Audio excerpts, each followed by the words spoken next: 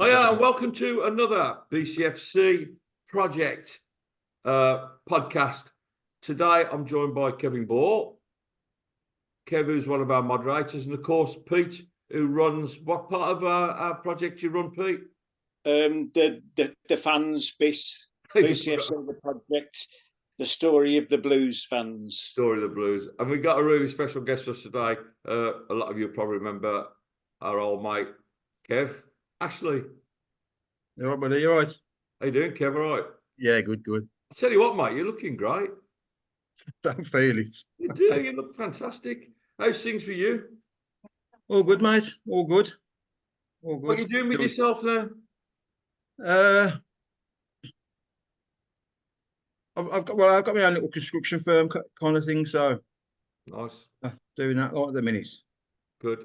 But I've slowed that down as well, to be honest. So slowing life down a bit, yeah. Yeah. Well, you know what, mate? Do it because you get old too fast. Let me tell you. Oh yeah. So, Kev, Pete, and Kevin Ball. You got memories of Kevin, didn't you? I certainly have, mate. Yeah. Mr. Ashley. Yeah. It's all right. You wouldn't be allowed to join my group because you aren't a blues fan, are you? I'm not now, unfortunately. I tell you what, Kev, it's really surprising me. You was born in King's Heath, weren't you? Well, Billsley, yeah, Billsley, King's Heath, yeah. Yeah, King's Heath. Yeah. Is it like, I mean, like I'm sort of like South Birmingham, whatever, and the sort of like 70s, 80s, and whatever. King's Heath was predominantly like a blues area, but yet over that way you've got flipping Gary Thompson. And you got funniest one was you remember the pub called the Knob, the King's Head, yeah, or King's Head or whatever it was, yeah. That was run by the Scott family, who were all violers. They'd come up from King's Standing sort of thing. Yeah. And Jeff, he played pro football. He was at sort of like Leicester and Stoke and whatever. Yeah. And we signed him in the Jeff Scott. That's right, yeah. Centre half, wasn't he? We signed him in the early 80s. And I think it's Saunders had signed him. And before we played Villa in this one game, they did a little interview with him outside the Knob. Now there he is, like centre half, about to play for Blues. They interviewed him on the Friday, and he goes out and says, "Well, actually, I'm not. They said, how does it feel about playing in your first sort of like local derby?" He says, "Well, actually, it's a bit difficult for me because I'm a Villa fan." And I'm thinking, Jesus, what have you just said? Do you know what that? Jesus Christ! You know, when we were kids, obviously we used to play against Villa, the youth team, schoolboys, whatever. Because all I wanted to do was be a footballer. To me, it didn't matter who it was. Do you know what I mean? Yeah. And to be honest, how can I put it? When we used to play our youth team, they used to look down on us, kind of thing. Do you know what I mean? Yeah. So I can understand the dislike where it comes from towards Villa. Yeah. Yeah, I can, because they used to look down on us, kind of thing. And to be fair, I'd want to beat them probably more than anybody. The way they look down on us, kind of thing. Do you know what I mean? Yes. Yeah. So it was subordinate, never ever come into me. You know what I mean? It didn't. At the end of the day, we are what we are. You know what I mean? What we're brought up to be. My parents were Villa fans, and yeah, that's how I'll it be is. honest, Kev, I mean, I've you actually, Pete, Kev's is a member of the project. Actually, he's in our group, and you've been involved in a few conversations on the project, Kev, haven't you? In a few little chats. And to be honest, you've always been really, really respectful about the Blues, and you've openly said that, numerous occasions the best part of your career was playing for us. How happy stars my life there. Well, I didn't want to leave. It was all how it came about was kind of forced on me. Do you know what I mean? Kind of thing. Was it Pendry or McCoy? No, it was Dave McCoy when I was but it wasn't so much him. It was Samash who I had the problem with. Yeah. That's interesting because for me that was a period of time where say I fell out of love with Blues, but I just got fed up with all the rubbish that was going on. I mean, you know, Samish Kumar, I heard interviewed several times, and I think he wanted to do well, but I mean, they clearly stretched beyond their means, didn't they? And that's what it seems to me. I don't know whether you guys, you know, kind of know any more about it than that. And because I was in the forces, Kev, Yeah. and I was based in Plymouth, and it was just easier to go and watch Argyle play, to be honest. And You're a bit of an Argyle fan, you are, I reckon. well, I do. I've got a soft spot for them because Oh, come obviously on. living down here, um, except when we play them. To be fair, All right, let you I off. want to be. I want us to thrash them because I'm surrounded by Argyle fans here. So, sorry, put Kev, carry on. No, I was just going to say that you know that for me was a sort of a period of a black cloud really over the club, and things obviously did sort of get worse before they got better, didn't they? And I guess question to you, Kev, you know, that must have been difficult as a player in seeing.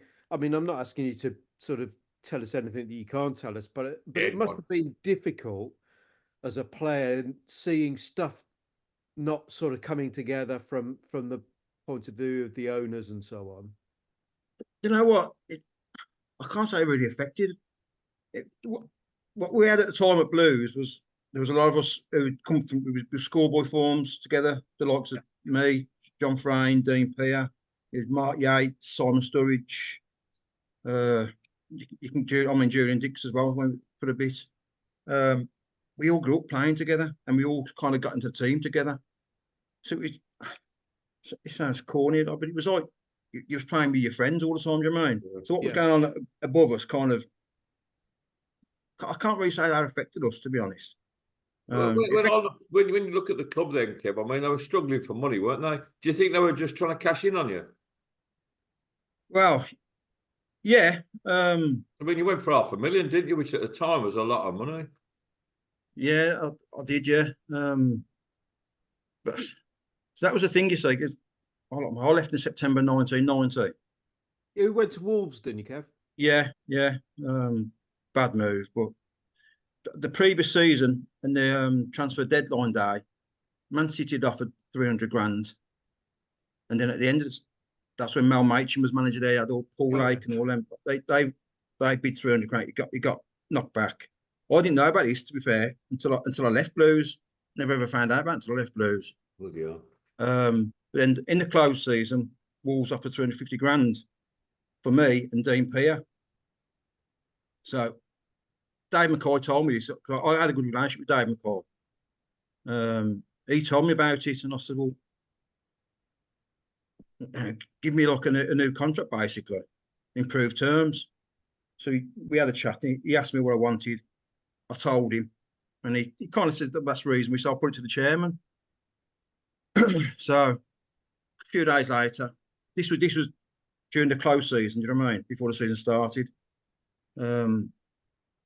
He called me. He says, like I said, I spoke to the chairman. He says, come down the ground, whatever day it was.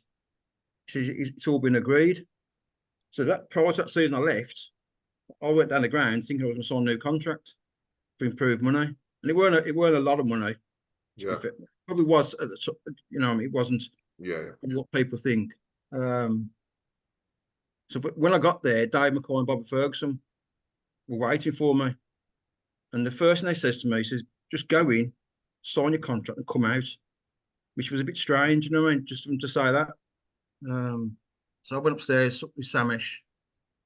And basically, he just slagged me off, give me a right, asking me why I think I deserve this and deserve that. And I pointed out that the two offers you had to Man City and Wolves, the Man City one he denied, and the Wolves, the first Wolves one, he says, well, Dean Peer was valued at 300,000.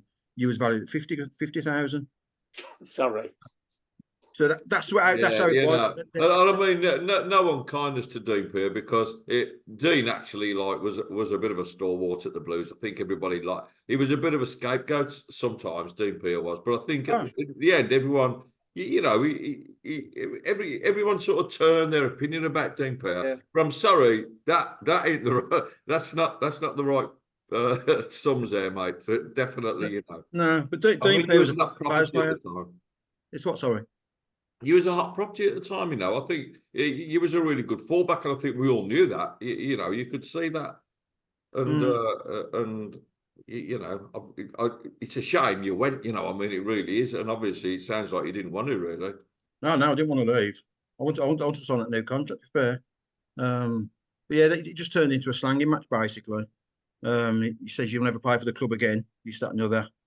My contract was up at the end of the following season anyway, the 1990-91 season. He said, I'll make sure you don't play for the club again, this, that, and the other. That never come to fruition. I did play the first few games of the season. But yeah, but it wasn't, it was forced on me, do you know what I mean, kind of thing. Mm. Where was you scouted for Blues then, Kev? Where was you just playing schoolboy stuff, or? It was just, yeah, schoolboys, district football. South Birmingham, we used to play for South Birmingham. What school did you go to? Wheelers Lane. Okay. Yeah, I went to Pitmaston. We used to Wheelers Lane used to be a bit of a game for us. Yeah. Yeah. I was lucky there. We had a headmaster. He was quite well known, the non-league side, the Sunday League. Alan Ruff. He was our deputy editor. He loved football kind of things. He supported me quite well. He did. Mm. But yeah, it was just playing for South Birmingham, really. And so like we signed you on schoolboy forms, did we, or how did it work back then? Back then you signed schoolboy forms at 14. That was for 2 years.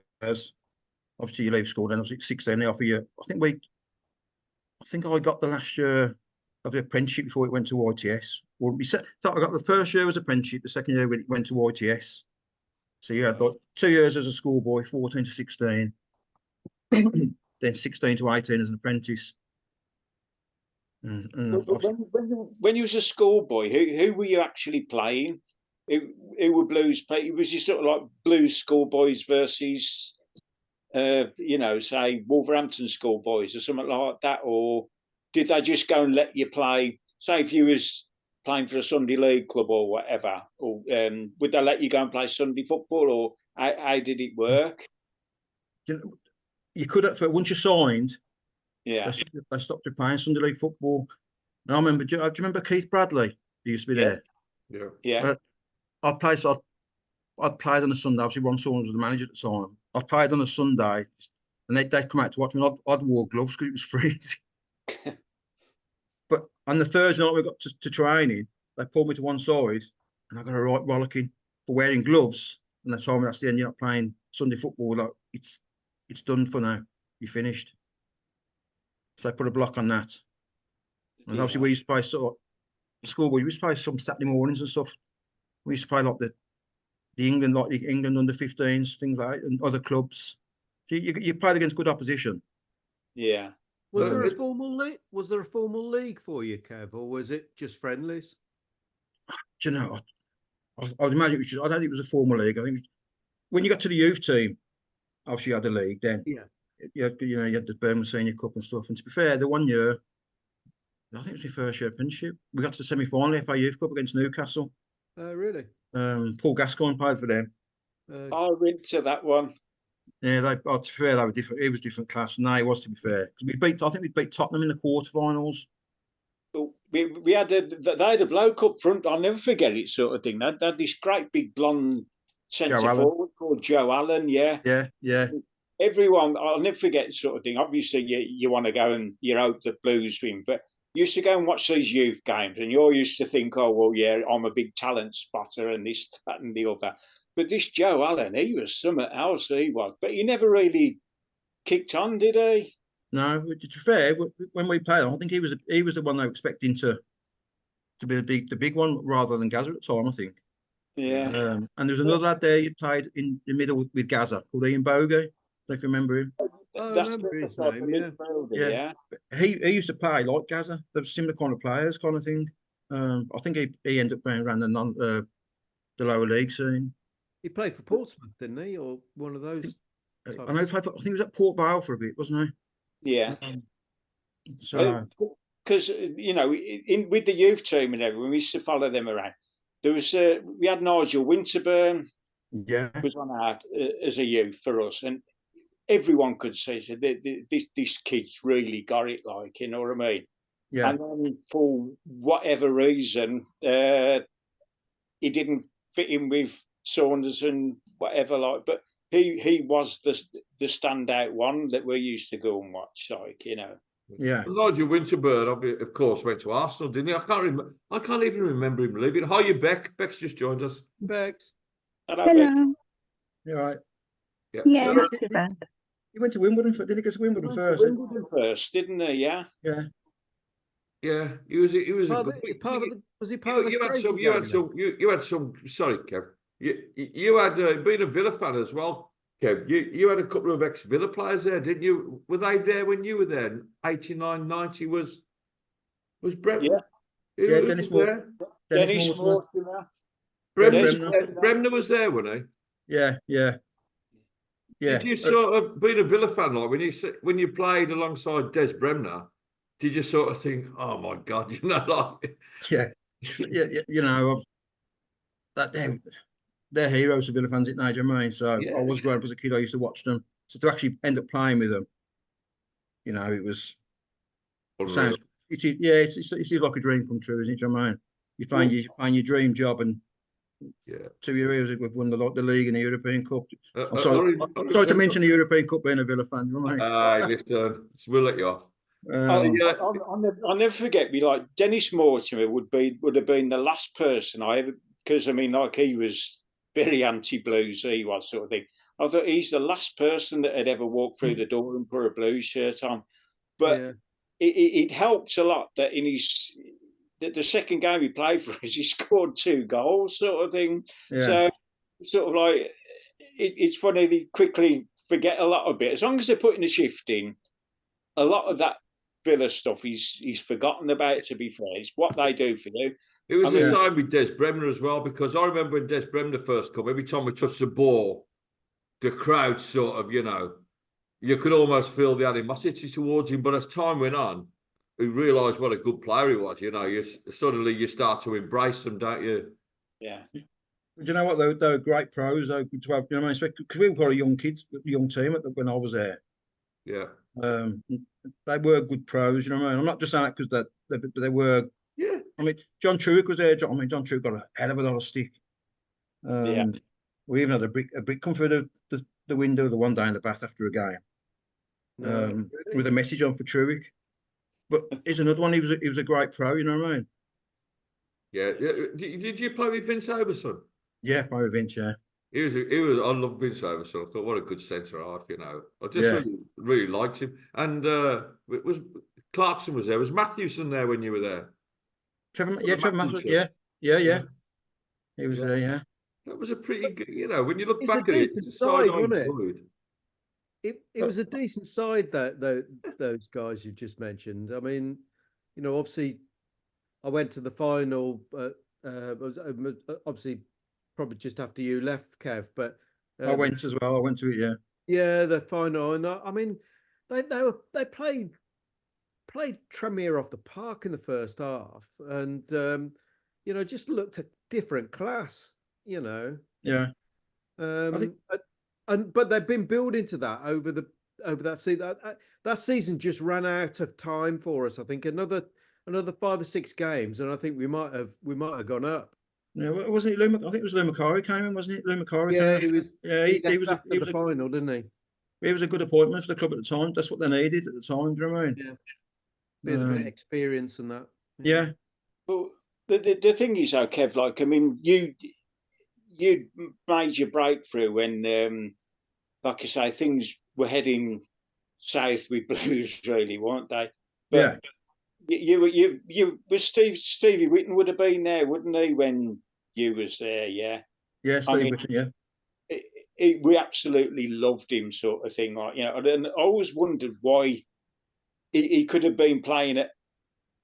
With all respect to us, he could have been playing at higher level than we Blues. You know what I mean? But it didn't stop him putting the shift out. No, And you know, he was one of the reasons why he gave us a bit of hope, really.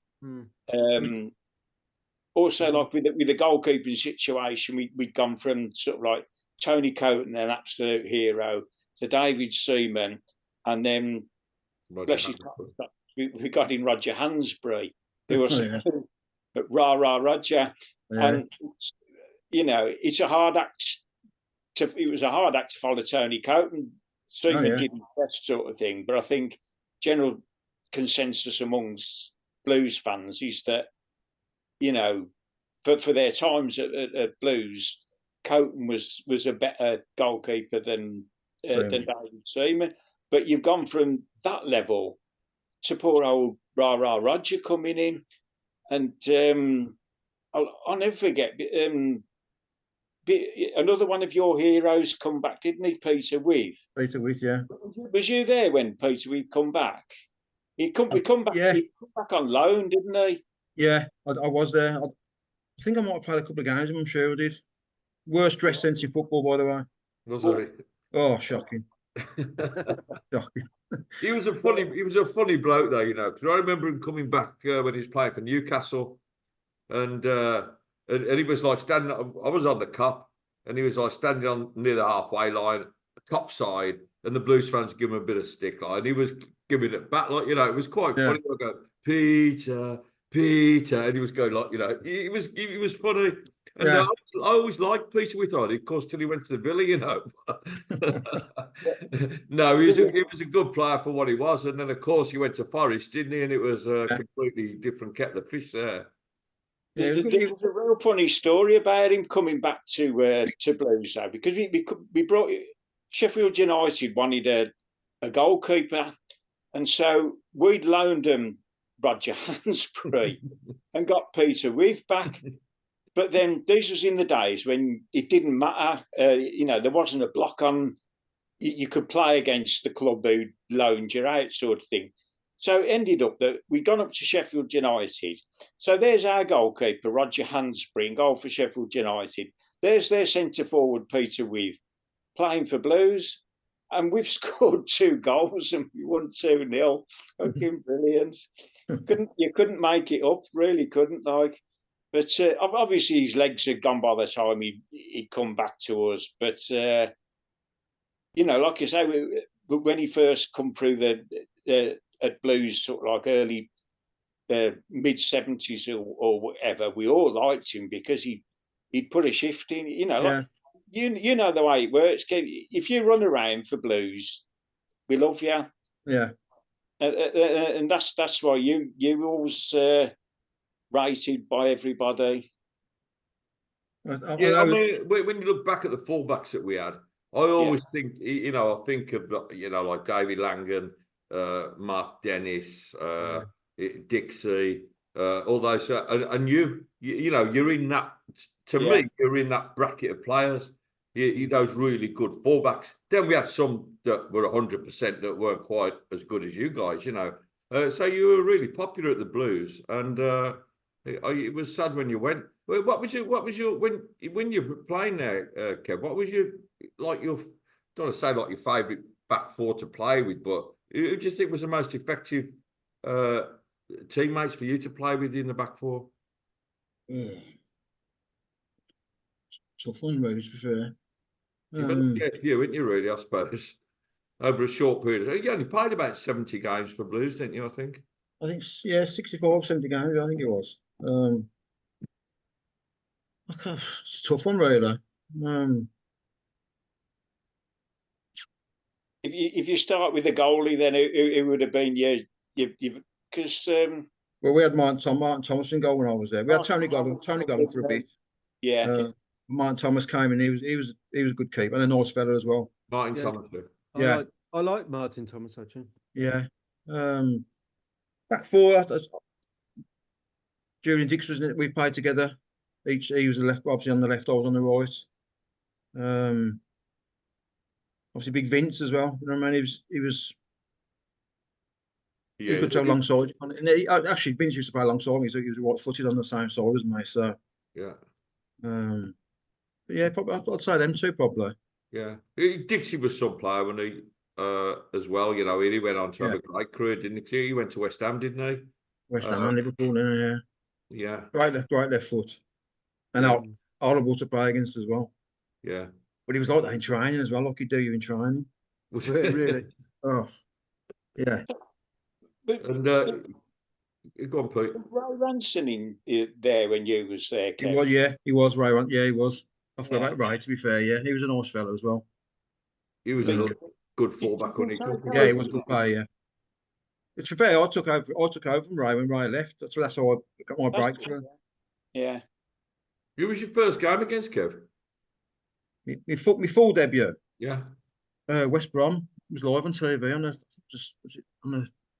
think it might have been a Sunday, and they just signed Don Goodman for £1 million. So I made my debut.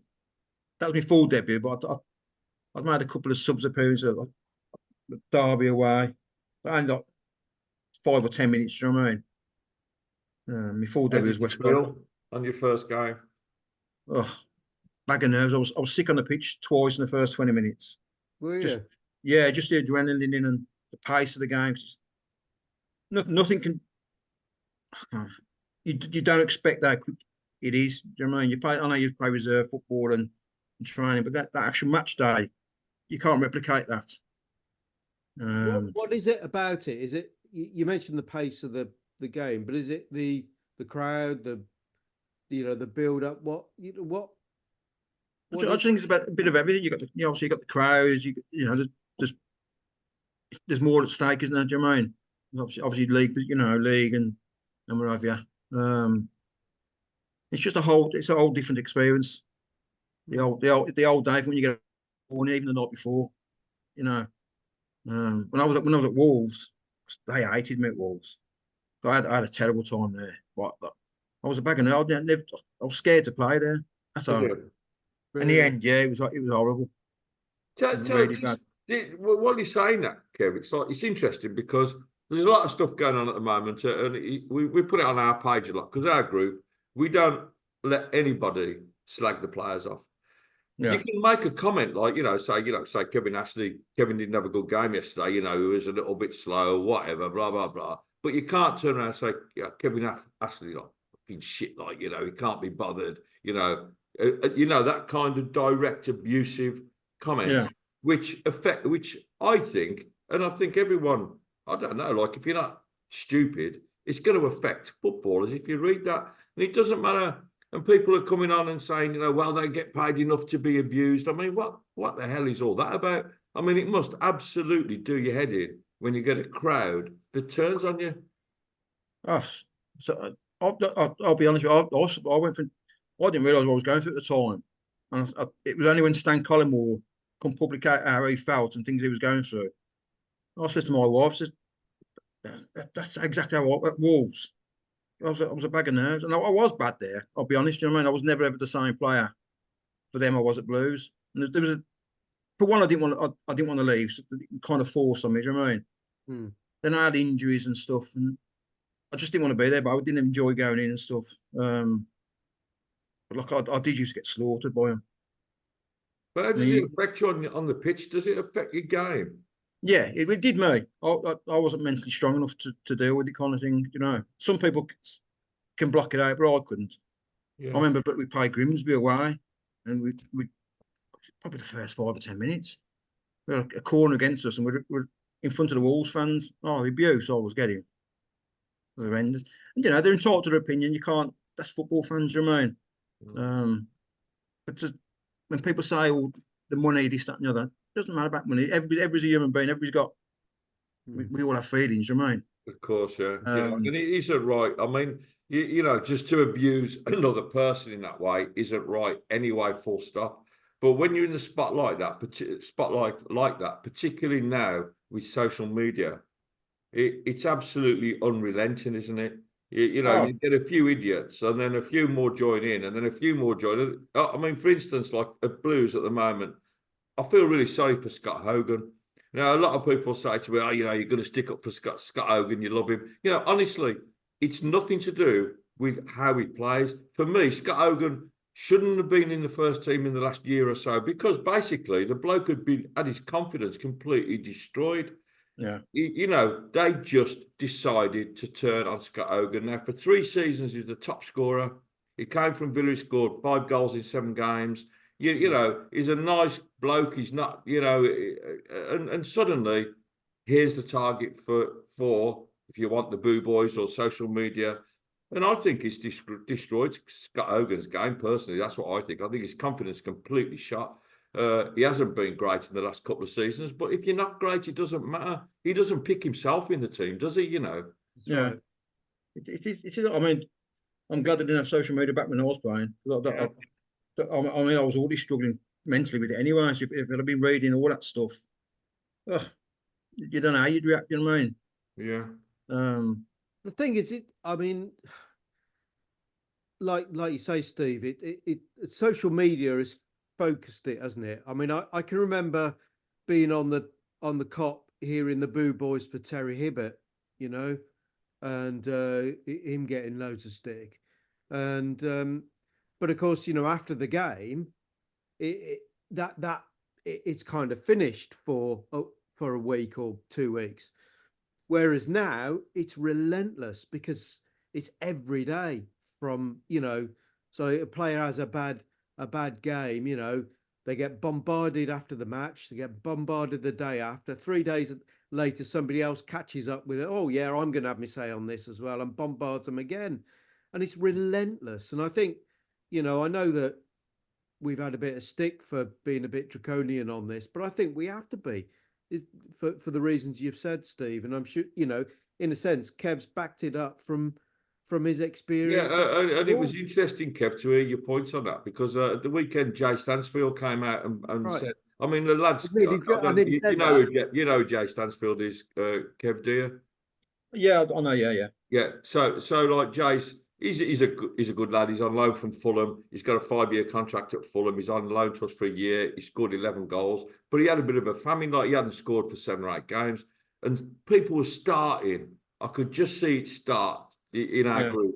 People making comments. Well, what's happened to Stansfield? Stansfield's off the boil, blah, which is fine, And then a few started getting nasty, and then they did an interview with him at the weekend, and he basically said that we read the social comments. We read the groups and it affects us. And it's good to hear a player come out and say it because I think fans have to understand and take a certain amount of responsibility for the things they say about other people. That people, it doesn't matter what, a footballer, a dustman, a barman, whatever, you don't treat people like that. No. Can I add to that, Steve? I mean, a point that you've made a number of times on the, sorry, that's my mobile going. A post that, or a comment that you've made regularly on the thing when people have said, "Oh well, what's wrong with free speech?" Well, free speech isn't really free speech. I can't come out with a pile of abuse about you, Steve, but partly because I get sacked from my job, but as moderator, but no, so there are certain things you can't say. And quite rightly so. We know what those things are. You don't need to say them. So there's no such thing as free speech. It's a misnomer. I think it's right, Kev. I think there is free speech, but free speech doesn't come without consequence. Well, that's another way of putting it. But I think we're saying the same thing from a different perspective. There isn't free speech that I can come out with a racist statement or a homophobic statement, and quite rightly so. So there isn't free speech. Like you said, if you want to say anything, whatever you say, there could well be consequences with that. And with us as a group, it's clear what those consequences are. Yeah. If you say it, you're out. I mean, if you don't like it, go to another group. Well, it's just interesting to get your take on it, Kev, and how it affected your game. And I know you had a lot of injuries at the Wolves as well, didn't you? Yeah, I did. I think I went in September. I signed from the September 90. I think I played 15 games and I was out for the rest of the season. But then after that, I went on. I went and made then the following season I think I made 73 out of 75 appearances over the next 2 seasons. Okay, so you're But regular. yeah, but it was tough. It was, you know, I'd start the season okay, but I'd drop off, and then obviously the fans and stuff. And I mean, the last season I never played. I had a big fallout. I got sent off in Sweden, so the last season I was there, I never played. I played once, and it was against Blues, believe it or not. And it was one of them silly little cups that used to be around about at the time, 93. I think it might have been that. But I weren't allowed to travel on the team coach. I had to meet them at the ground. Really? Yeah, that was yeah.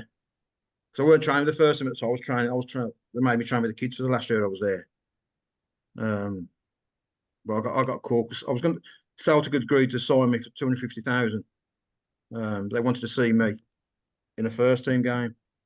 So Graham Turner called me up to the ground. I was at the training ground.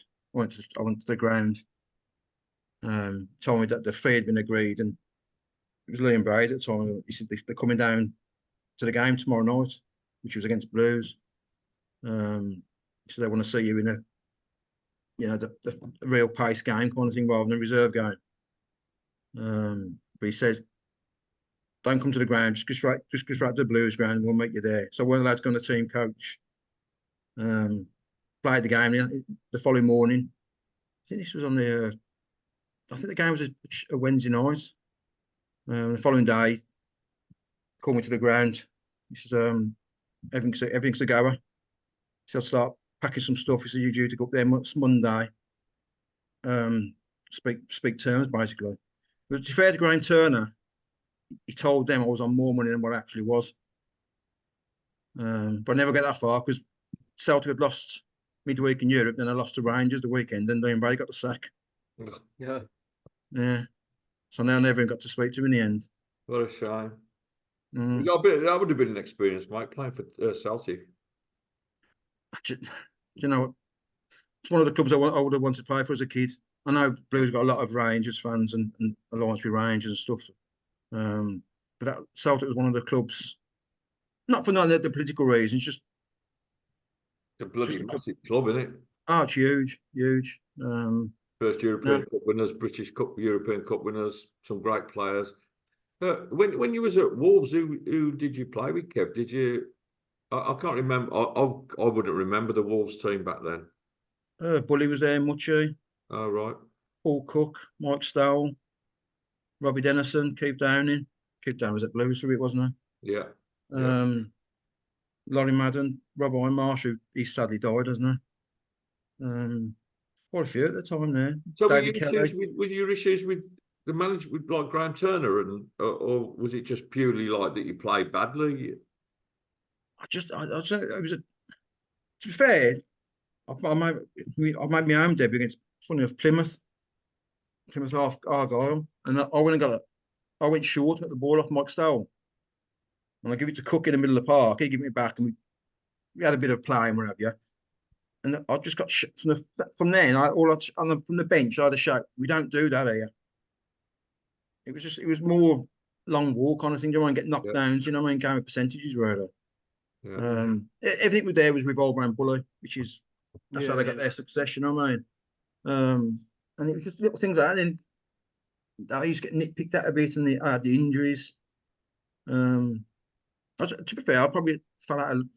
I weren't enjoying the football. Do you know what I mean? Yeah. Kev. Yeah. Sorry, mate. Could I just drag you back to the Blues bit about? Do you think it helps with you that the environment, that a lot of your teammates, like the younger ones, were all coming through at the same time? That took a lot of pressure off. What I'm getting at basically is like Tony Coton was saying a few things about it, like some senior pros and whatever were very sort of like, you could call it bullying or whatever, character building or whatever, but there was very much an us and them as a senior pro to the young kids.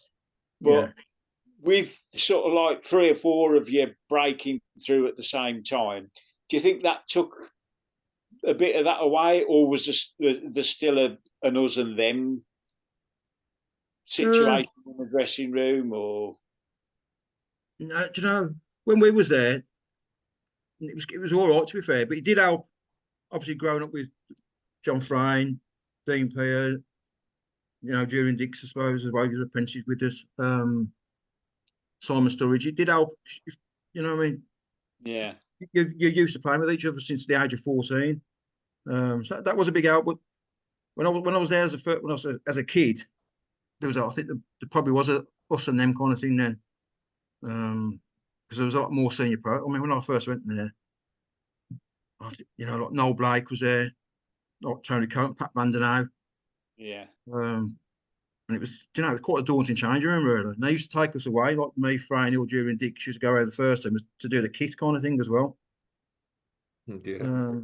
It's funny actually, because Tony Coates said when he was there, when he first went to the Blues, they always used to, all the kids, like the young players, used to go out onto the car park to watch Frank Worthington arrive.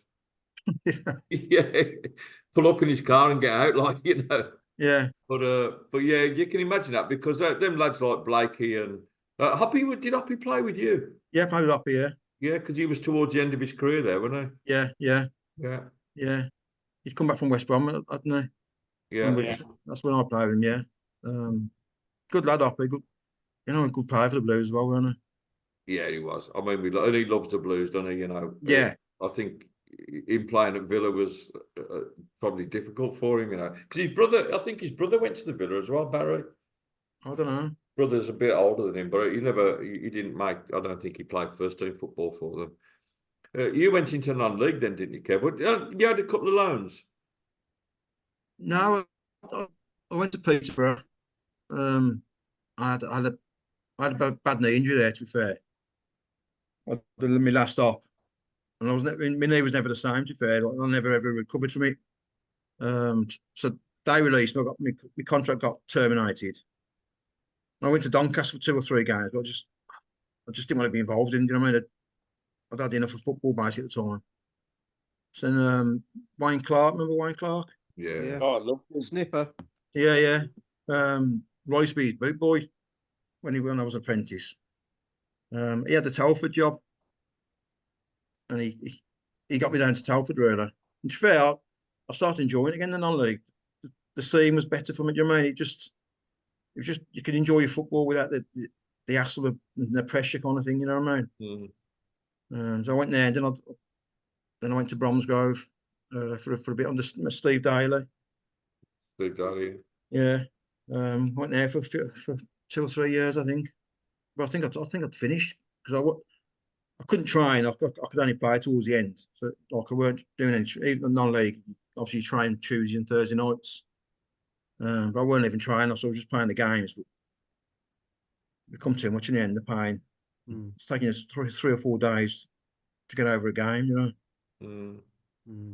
So Was you a target though, as sort of like this ex-pro coming down to non-league, that someone wanted to make a name for himself? Or I'll do Kevin here or whatever. Did you find any of that at the non-league level? Or no, to be fair, it was a conference when I first went to Telford. I was in the Conference League.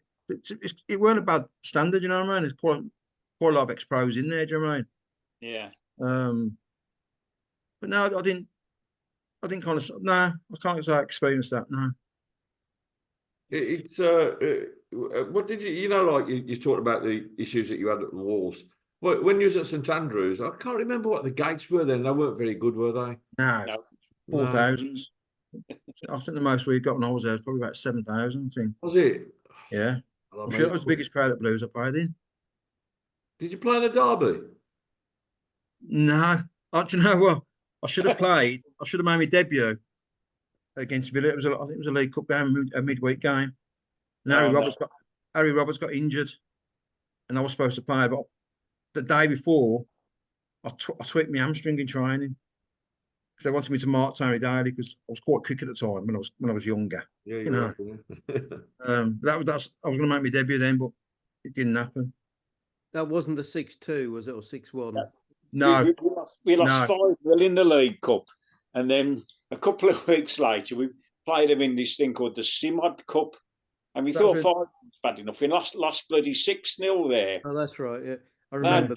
They had this flipping that Alan McAnally was the big fish, like you say. You got Tony Daly, you got this, what they call him, Rambo, didn't they? This Alan McAnally, like they tore us to bits. They did, like, and I just really, it was one of them that if we can survive this, we can survive anything. Like, you know, it's so weird when you look back at games now from that era.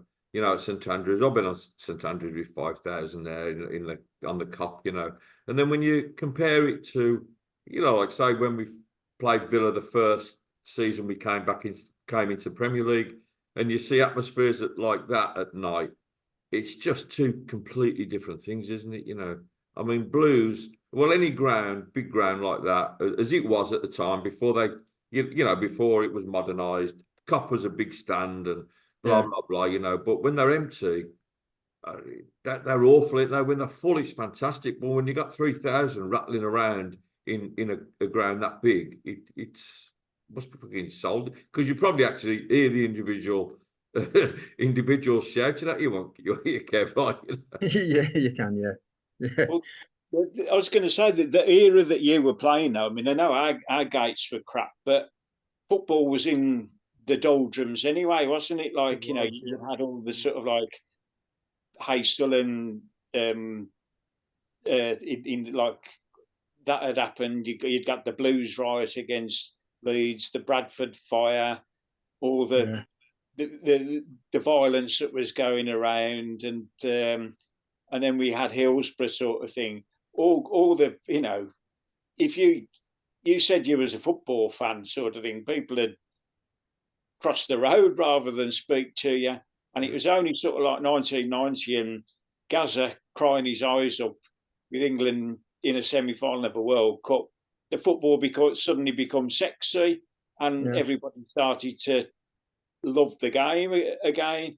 So you was a bit unfortunate, really, with the era that you played. You could say, couldn't you?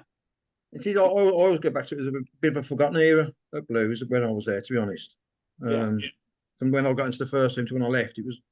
I kind of class it a bit of a forgotten era. Yeah. I think it's nice that you enjoyed being at St Andrews, though, even though it was a little bit shit like that at the time. Like you said, it's the best part of your career, and that's good. That is, you know, I can't think of anything worse than wanting to be a pro footballer, making it, and then not enjoying it. You know. Yeah. Oh yeah, I experienced that when I left there. Do you know what I mean? It was, you know, you're getting paid, but it's I don't know. I had a tough time at Wolves. Yeah. I think that by the sound of it, sort of affected you mentally, didn't it? Oh yeah, proper. Yeah. Did yeah. Yeah. Did yeah. There weren't the support mechanism around then, was there at all either? Oh, I couldn't have gone to any. To be fair, I didn't know what was wrong with it at the time myself. You know what I mean? It wasn't. You couldn't go to your own doctor because you had the club doctor. I couldn't go to the physio at Wolves because he was the most arrogant, obnoxious man I've ever come across in football. You know, like I say, it wasn't until Stan Collymore come out and says what he'd been going through that you kind of. I said to him, I said, you can relate to it then. You know what I mean? It was like a bit of a taboo subject, wasn't it? You know what I mean? Especially for a man to come out and say it as well. But yeah, there was a lot of stuff that went on then. It wasn't a conversation. It was sort of a bit of a disagreement with someone yesterday who was talking about, like I said earlier, you know, if you're a footballer, you should be able to take abuse. I said, absolutely not. Like, you know, no one had, and this guy said, well, you know, back in the day, you know, at West Brom, Cyril Regis used to get bananas thrown at him and he just carried on playing. It's not like, you know, I mean, it's not that he didn't upset the bloke. Obviously, you know, I mean, it must have absolutely destroyed Cyril Regis, Laurie Cunningham, and who was the fullback? Brendan Batson, wasn't it? Brendan Batson, you know, the 3 degrees, weren't they? And I mean, no racism like that. It's just unacceptable. It doesn't, just because they carried on playing doesn't mean anything. And at the same time, you have people like Justin Fassanu committing suicide, you know. Yeah. Do you know what? Cyril Regis, probably one of the nicest men you'll ever meet in your life as well. Yeah, I've heard that from several people. Oh, just a true gentleman in every sense of the word. Great fella. Really Fantastic was. pro, wasn't he? Died Yeah, pretty young. unbelievable. Yeah. I mean, he come to Wolves when he was at Wolves, like he was at the end of his career. Hmm. Just a real humble, nice person, you know. Hmm. I think we're the only Midlands team he didn't play for, I think. I think you're right, yeah. Blues Played and Wolves. at Yeah, Albion. He Coventry as well, didn't he? Yeah, yeah. yeah. Kev, something else before we finish, something else I wanted to bring up with you and thank you for was making that little statement for us for the Justice for the 21 going back in November. Do you remember when you did that for us? That was very kind of you. Yeah. Do you know what? We should take a bit of like what the people of Liverpool done and what they can do when they stick together. Do you know what I mean? It's like, 100%. as a city, I don't know what it is. We don't seem to do it. 100%. You Yeah. Well, know, we're trying at the moment. We're trying to get Villa involved in this because Blues, reluctantly, to be honest, got Peters, and you know, we sort of Blues are now going to do a little bit. They put the names of the 21 dead on the big screens, and they recognised it on the home game against Sheffield Wednesday to a degree. And we're really pleased with that. And messages like yours and Tony Coton's that helped a lot towards that because it makes the Blues fans then sit up and take notice of it more. And we're trying to get Villa on board with it at the moment, and they're just kicking the can down the road all the time. They don't want to be involved, and we're really pressing them. You've done quite a bit with that, Beck, haven't you, with the Villa? Yeah, it's still going. Yeah. Not going to stop. They just see it as bad press, though. That it's bad press that they don't need or want. It's not bad press, is it? You know what I mean? The second city, two football clubs should be supporting it. Yeah. And, I and don't the- understand the reluctance. I couldn't agree more, mate. You know, I mean, I'm a massive Justice for 21 person, but when we've got involved with the clubs and whatever, we're saying like we're not asking you to sort of like shake a bucket and come and stand outside flipping Lloyd House. What we're doing is we're asking you to remember the most catastrophic thing that hit this city since the Second World War, and there's people still suffering because of it. And all we're doing is asking you to remember it. Now, Manchester got together and did something for the and do something for the arena bombings. Both, you know, what bigger clubs can you get than Man United, Man City getting together? You know, charity games, this, that, and the other. They get together. Look how Liverpool pulled together. Hillsborough, even Leeds with the two lads who got stabbed in Istanbul. Their club go out of their way to do things, and yet, you know, I mean, like I say, fair play to Blues. We've dragged them kicking and screaming, whatever, and it has to be said that with the new regime, once they understood what we wanted from them, they opened up to us. But the initial thing was, you know, oh, you're just political. Now, I'm sat there with two relatives who've lost their loved ones in a room, and you've got someone over the other side of the table saying, "Well, you know, tell me about your group. Are you political?" The people who went out for a drink and got blown to bits, they weren't political. They were normal. Me and you, Brummies, going for well, two of them weren't even in the pub. They were walking past it and got blown up. You know, a 16-year-old lad and a 17-year-old lad. You know, and to turn around and hear somebody say, "Oh, well, are you political?" No, you know, all we want is recognition and do something. Like, you know, from a human side, remember 21 people, and fair play to Blues. Like I say, they've got involved. They've got on board with it. And we're speaking to them. They've turned around and says, "Yeah, with it's the 50th." I won't use the word anniversary because anniversary sounds a nice thing, doesn't it? You know, it's the 50th. It'll be 50 years come November since it happened, and they've been shunned for too long. These people, and the least we could do, and what Blues have said was that, you know, they're all open for Villa getting on board and they're doing something together, because it should be a City thing 100% going forward. Yeah. But we've had no luck with Villa. We've bombarded them. Well, Bex has been an absolute angel. I don't know where she gets her patience from. No, she's been brilliant. So we've hammered Lee Priest about it, and then we got the group to send emails to them, and so the Villa are getting lots and lots of stick in terms of, like, they're getting loads of emails. But and I think the fact that Blues are doing something, hopefully, is going to embarrass the Villa fans a little bit, and they'll get on the club's back, because all we want, it's not a Blues and Villa thing. This is just a City thing. Yeah. It's And important. to be fair, there's a bunch of Villa fans who are doing a brilliant job you know, promoting Yeah, the there is. Yeah. sport, isn't there? It- Richard. it's- We just need to go a bit further now and just push them through the door. But you know, Kev, I mean, you see it from a human point of view the same as we do, and the more we get recognition from ex-Blues players and professionals, the more it just brings it to the surface a little bit. And thanks for doing that, because it was important for us to get those messages on. Yeah, no worries. Thank you very much, Kevin. Really appreciate it. Thank you, mate. No worries. Kev, can I just ask one question? I had a quick look at your stats before joining the video thing. Noticed you scored 1 goal for us. I remember it. Do you? Mansfield. Peter will remember it, but do you remember it? Be quiet. Yeah, it was against Mansfield, wasn't it? 4-1 we won. Yeah. Okay. And I got was it the 4th goal, wasn't it? You was there 4-1 beat Mansfield. Yeah. Yeah, I remember it. Yeah. What I do minute remember. did he score, Pete?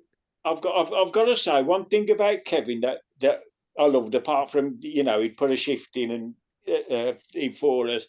You had some fantastic haircut, you did, mate. Right now. A bit like mine. He used to look like, you remember that pop group, Bros? You know, that sort of like a shaving at the proper haircut that was. I had the flat top.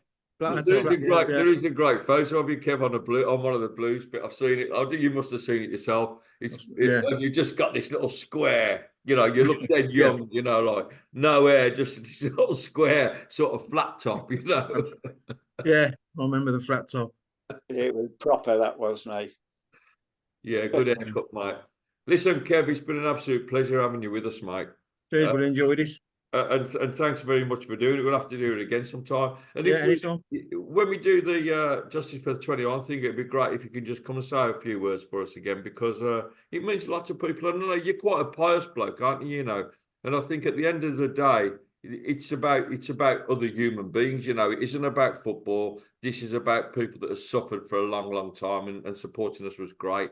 And hearing your story, mate, it's been great, because you love playing for us. I did. And you know what? I wouldn't change a thing. I'd do it all again. Yeah, it was. I wouldn't leave. That's the only thing I wouldn't do. I wouldn't have left when I left. Bloody hell, it's a shame that happened the way it happened, isn't it? It is, isn't it? Yeah, it is. Don't get me wrong. There would have come a time when I probably would have had to leave or want, but that wasn't the time, you know. Yeah. But things happened, and now you have to just get on with this. Yeah, and once it's gone, it's gone. That's it. Yeah. Unfortunately. And Pete, great having you with us, mate. And Kev, as usual. Becky been quiet, but you usually are. She just sits back, takes it all in. They call her the silent assassin. Yes, yeah. Yeah. Kev, cheers, mate. And Thanks a lot. yeah, I'll speak to you soon, hopefully. Okay. Thanks for Yes, joining. Mate. I'll need to pick your Yeah, brain guys. soon. Yeah. Cheers, Thank Kev. you very much, Kevin, for all you've Cheers, done. thank mate. you. Thank Enjoy you. it. Guys, thank you. Goodbye. Cheers. Take care.